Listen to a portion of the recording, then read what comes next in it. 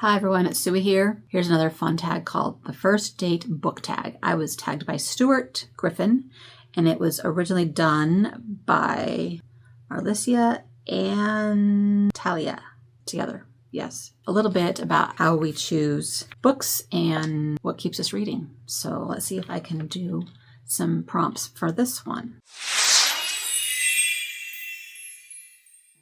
Number 1, what books do you regret buying? I don't think I ever regret buying anything. Sometimes I buy them and then I regret that they get stuck on a shelf and never read. I don't ever really regret buying them.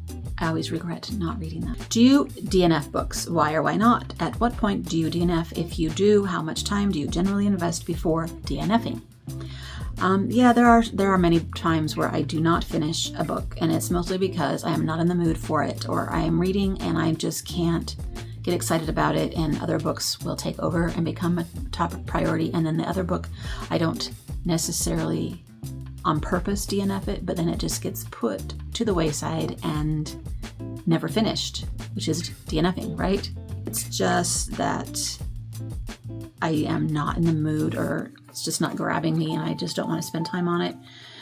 I usually invest at least 100 pages, I would say, quite a bit before I would quit. Some books appear to be DNF'd, but I plan to totally go back to them and finish them, so I don't ever consider them DNF'd, you know? It's kind of a weird thing with me. Is there a book you did not want to come to an end and couldn't put down? So many. Usually these are my big saga kind of books. Back in the day, the classic books like the Forsyte Saga or, Great Expectations, those kinds of books, I would always be sad to finish. I mean, you're excited to finish, but you just are sad to leave those characters. Demon Copperhead maybe is a more recent one where I was kind of sad to be done. I'm in the middle right now of To Sleep in a Sea of Stars, and I know that book is going to be weird not to have in my life when I'm done, and I'll probably be sad to actually finish it, even though I'll feel like such an accomplishment too, because it's so big, so much a part of your life for so long that it's just weird to finish it. Have you experienced withdrawal after finishing a specific book? Not wanted to move on to other characters, wanted to reread the whole book or sections of it again immediately after finishing? Yes, I do have that feeling often, but I can't tell you what specific books. Just all my favorites. All the ones that I would list as top 10 favorite books. I'll scroll some of those right here because right now I'm like, I can't even think what they all are. But all of them. And then there are often ones that do get reread over and over again. What keeps you invested in a book? Characters and what's going to happen, and are they going to get together, and all the swooniness of a book, all the excitement of a book. That's what keeps me invested. Good writing, I've talked about that before. A little bit does, but mostly it's becoming connected to the characters for sure. What prompts you to pick up a book? A cover, a blurb on the back, or what?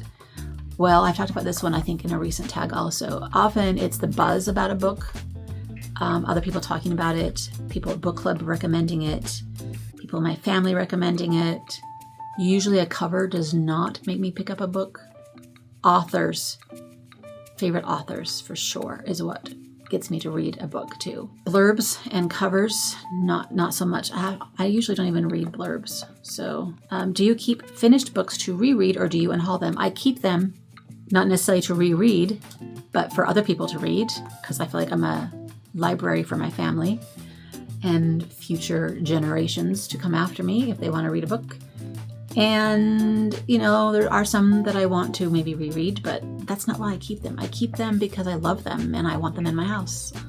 It's cozy. It's decorating. It's just part of what makes a house a home, is to have a whole bunch of books.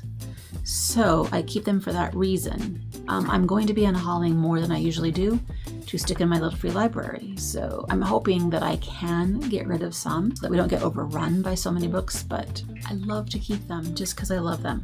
Who or what do you trust most for book recommendations? I mentioned family, book club friends. That's kind of the same as the other question, I think.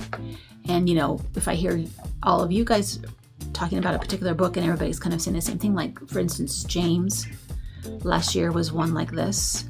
Everybody was talking about it, and I was like, I need to read that book. And then when the author came to my area, I was like, oh, okay, this is a sign. And I bought the book and I got it signed, and then I came home and read it. That was all because of BookTube. So I'm not on Book Talk, so I don't hear the buzz there. It's just you guys as my BookTube friends. If you're all raving about a particular book, it will make me keep my eye open for it and check it out usually. If I hear librarian friends talking about books, sometimes I will be very intrigued also. Bonus question is, would you ever pick up a book and read it without knowing anything about it? And would you let somebody else choose a book for you? Okay, I have picked up so many books not knowing anything about it. Like nothing at all. I love going into a book not knowing anything, with having no expectations or anything. Sometimes you're pleasantly surprised, and sometimes you're like, this is not what I wanted. Most of the time it's awesome though. So I really, really enjoy picking up a book not knowing anything at all. And letting somebody else pick a book out for me. Have I even done that? I guess. I would totally do it. So, yeah. Yes, the answer is yes, I would do this. Not a problem for me for the most part. Anyway, I kind of flubbed around on those questions like I usually do. I hope you enjoyed it anyway, and I will tag some people in the description. But if you haven't done this already, consider yourself tagged and let's hear from you. All right? Until next time, happy reading. Bye.